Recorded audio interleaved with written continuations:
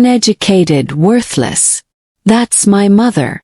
Those words echoed through the room as everyone laughed. They had no idea I was about to say 4 words that would change everything. Now you'll finally learn who I really am. What happened next shocked everyone in that room, including my daughter, who thought she knew exactly who I was. Before we dive in, if you enjoy powerful true stories like this, please hit that subscribe button and the notification bell. We share life-changing stories daily. And don't forget to like this video. Now let me tell you what really happened that night. Uneducated, worthless.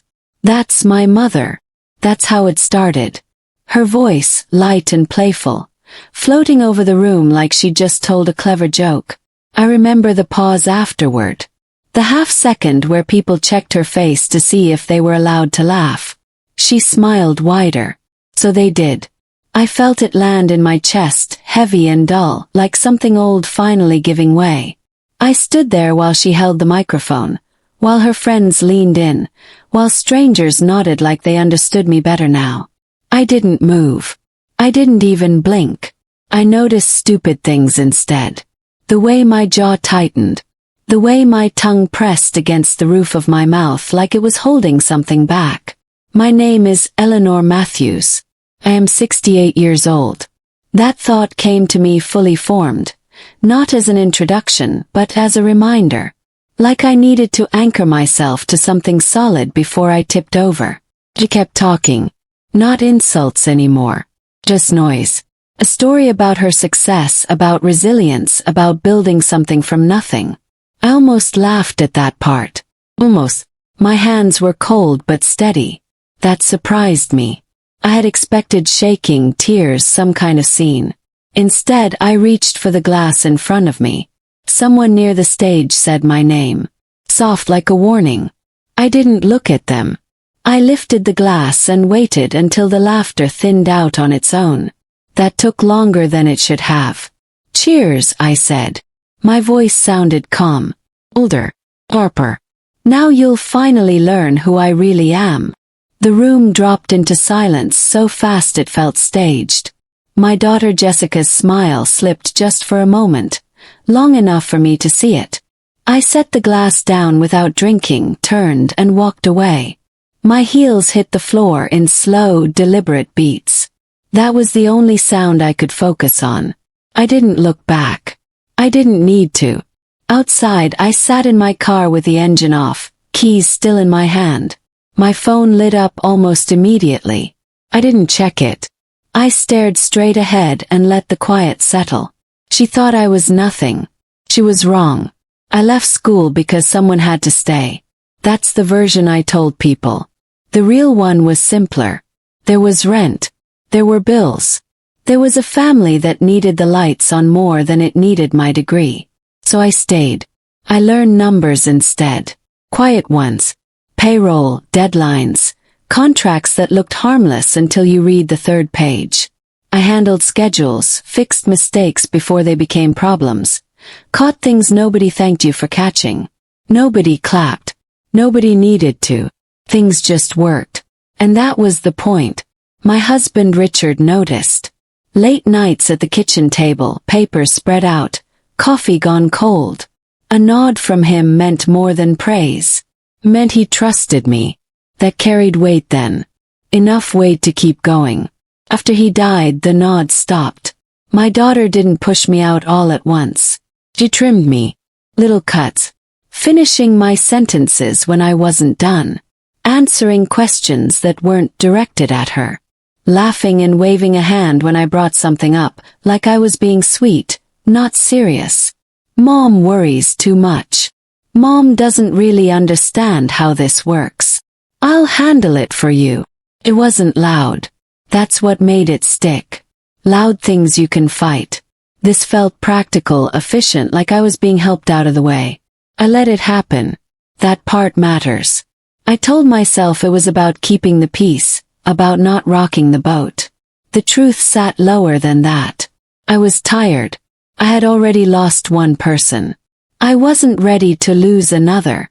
Being quiet felt safer than being right. Years passed like that. Me shrinking to fit the version they preferred. taking up less space, asking permission for things that used to be mine. Some nights I sat alone, paperwork untouched, hands folded, telling myself this was adulthood. This was maturity. It wasn't. It was training.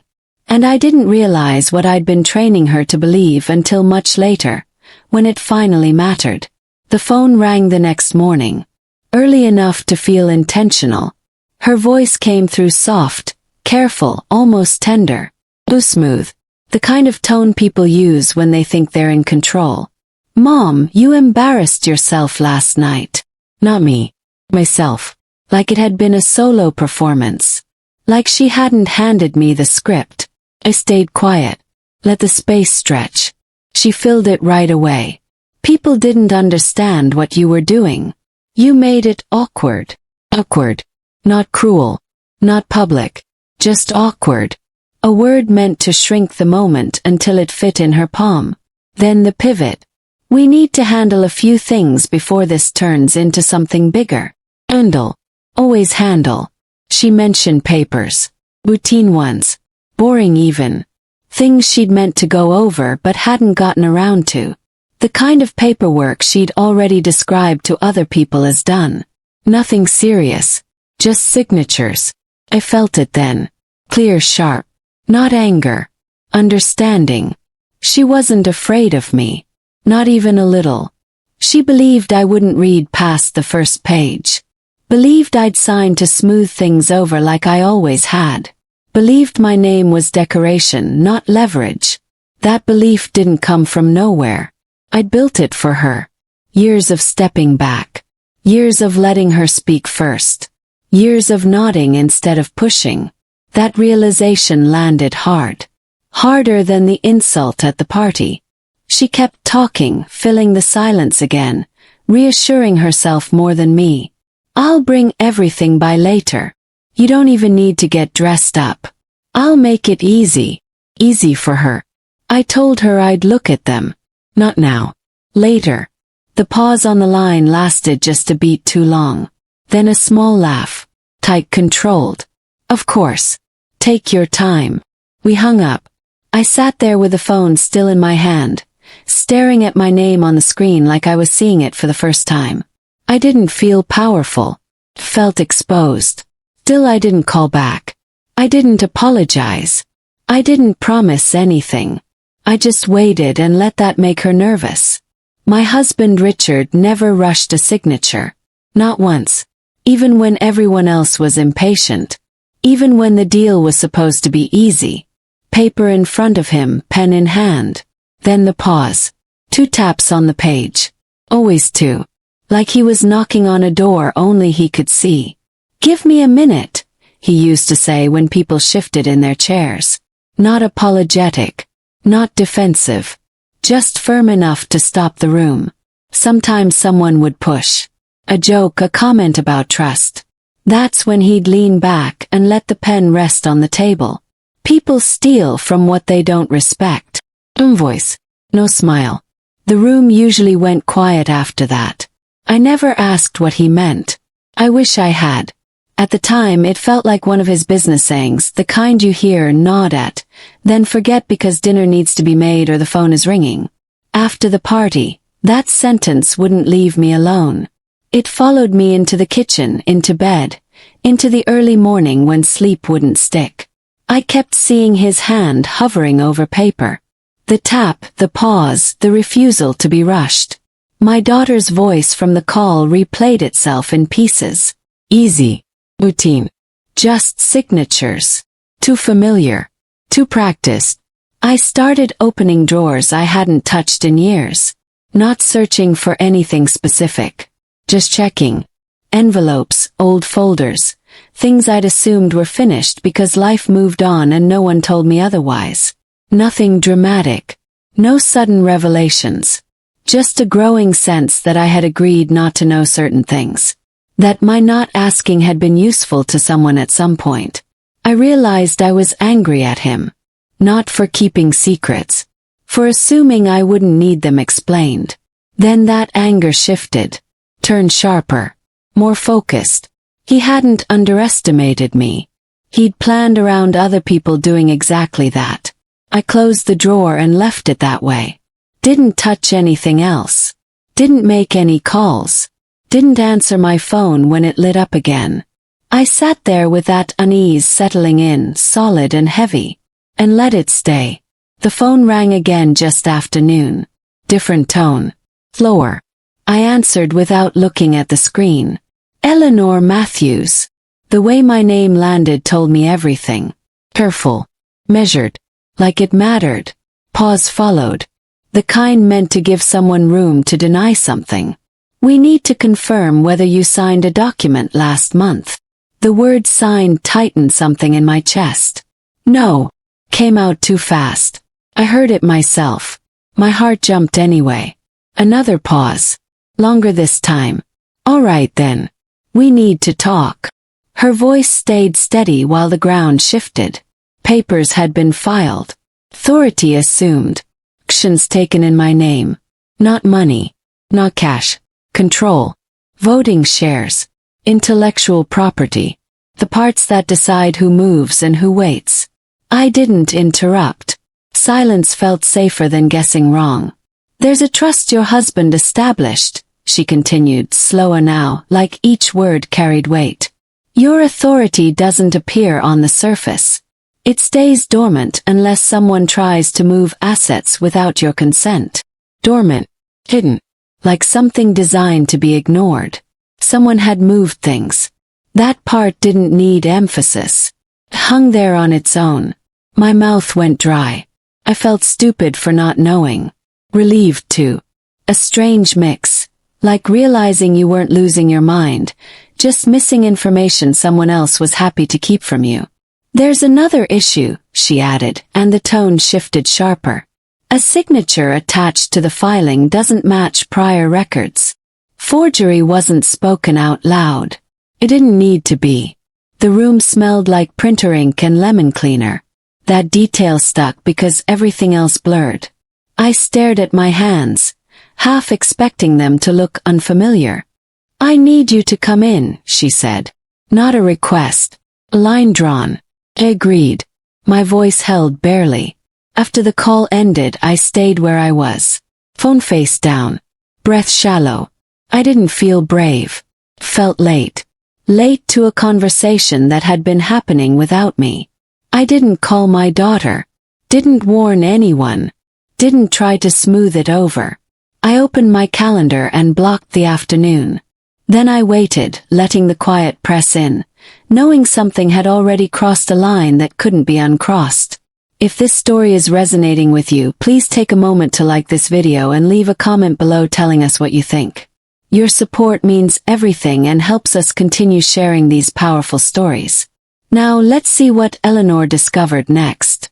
The next meeting happened across a table that felt smaller than it should have. Papers stacked. Tabs everywhere. My name printed more times than I like seeing. This project everyone keeps congratulating your daughter for, the lawyer began, voice level and careful. It's funded through assets tied to the trust. I waited. Let her finish. That pause felt important. Those assets were used as collateral. Your consent was assumed. Assumed. Like it had always been. Another page slid closer. My signature stared back at me. Close enough to pass. Wrong enough to hurt. That isn't mine. I know mine. The calm in that response landed harder than panic would have. She tapped a paragraph once. Then again. Your son-in-law Brandon filed the paperwork. Your authority made the deal possible. Authority. I almost laughed at that. Years of stepping back, and somehow I was still holding the lever. Silence stretched. Not awkward. Heavy. This qualifies as fraud, she continued. No softening. No apology. Forgery. Misrepresentation. Big words. Ugly ones. He nodded. Later at home I sat on the couch with my shoes still on. Didn't move. Didn't turn on a light. The phone rested in my hand. Green dark. I could call my daughter. Tell her I knew. Give her a chance to explain. I imagined her voice already. Lined up. ready to manage me. I set the phone down. Another thought followed. Fix it quietly. Undo the damage without blowing everything apart. Protect her. Protect the image she'd built on my silence. That thought didn't last long. Power felt different than I expected. Not sharp.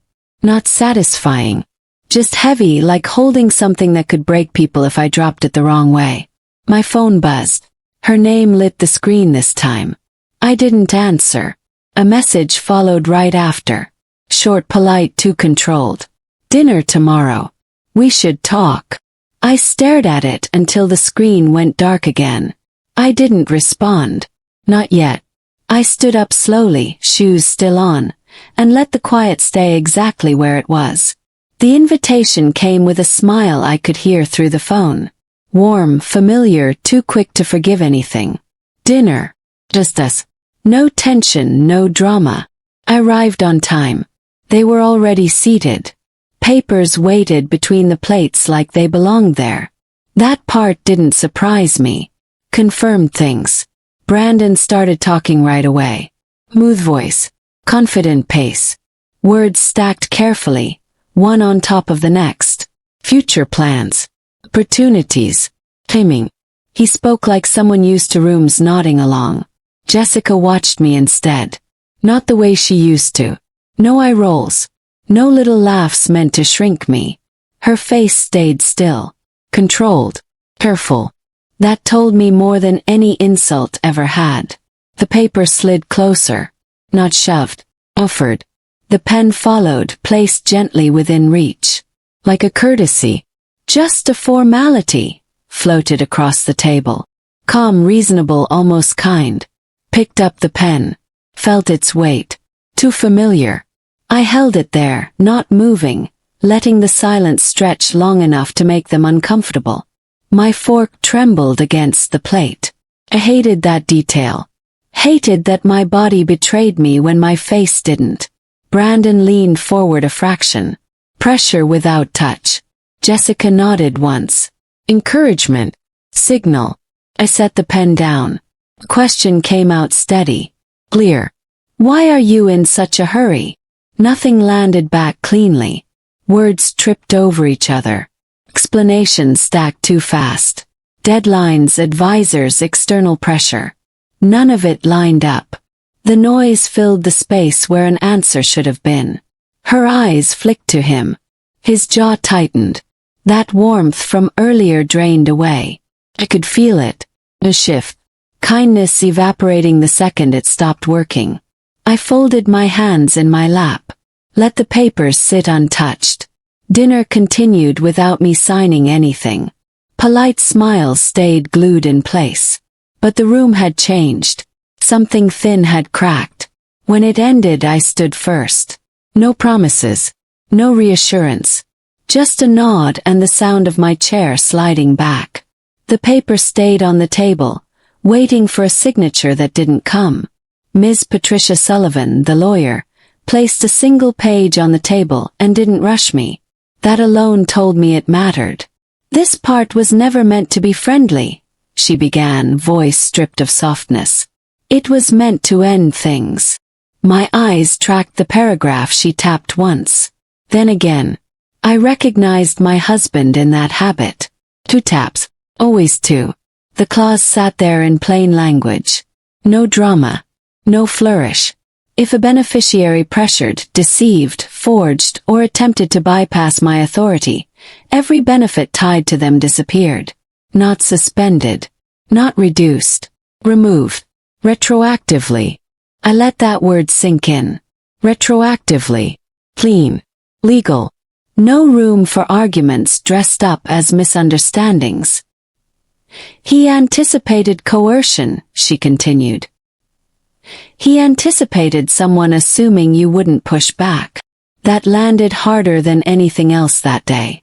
Leaned back, arms crossed, not defensive, just steadying myself. My chest felt tight but not panicked, focused, like a lock clicking into place. They crossed the line, she added. That activates everything. Everything. The weight of that word settled slowly. No fireworks. No satisfaction. Just clarity. I didn't smile. Didn't laugh. Didn't feel victorious. What I felt was recognition. He hadn't trusted me because I was loud or impressive. He'd trusted me because I was careful. Because I noticed things. Because I didn't rush signatures. Because I didn't need applause to do the work. The room went quiet after that. Not awkward. Respectful. I stayed seated when she stepped out to make copies. Hands flat on the table. Breathing even. For the first time in days, my thoughts weren't racing ahead or circling back. "Thank you," slipped out of me. Low and unguarded. Aimed at no one in particular. Embarrassing. True. When Ms. Sullivan returned, documents stacked neatly, she slid them toward me without ceremony. "We can proceed when you're ready." I nodded once. Didn't reach for the papers yet. Outside that room, people were still assuming things about me. Inside it, the terms were set. And for the first time, the next move was mine. The notices went out without ceremony. Envelopes. Emails. Attachments. Language tight enough to cut. Lawyers did the talking. I stayed out of it on purpose. The calls started anyway. Her number first. Then his. Then numbers I didn't recognize. Missed calls stacked up like accusations. Messages followed. Long ones. Short ones. Calm at first, then sharp. "You're overreacting. This is a misunderstanding. You're hurting people who don't deserve it." Later the tone shifted. "We can fix this. Please call me. I'm scared." Threats crept in after that. Lawsuit. Reputations. Family. The usual inventory of pressure. I answered once. Not directly. Through counsel. One statement. Clean. Final. "You treated me like I was nothing. You don't get to be afraid now." Silence followed. Not the dramatic kind. The stunned kind. The kind that tells you something landed exactly where it was meant to. When it was over, my body caught up. I made it to the sink in time. Quiet. Controlled. Nothing theatrical about it. Just the physical cost of holding a line I'd never held before. I rinsed my mouth. Looked at myself in the mirror longer than usual. My face didn't look triumphant. It looked tired. Older. Fedier.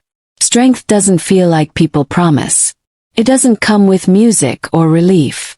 Comes with empty space where something used to be. No more calls came that night. No apologies either. I turned my phone face down on the counter and left it there. Didn't check it again. Didn't need to. The silence felt different now. Not something I hid in. Something I had chosen. The trust was updated in one sitting. Clean language.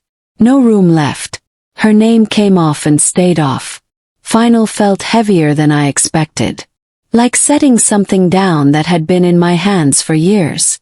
The project unraveled fast after that. Calls stopped pretending. Investigations started doing what they do. I didn't watch closely. I didn't need to. The work moved forward without me hovering. I moved apartments the same month.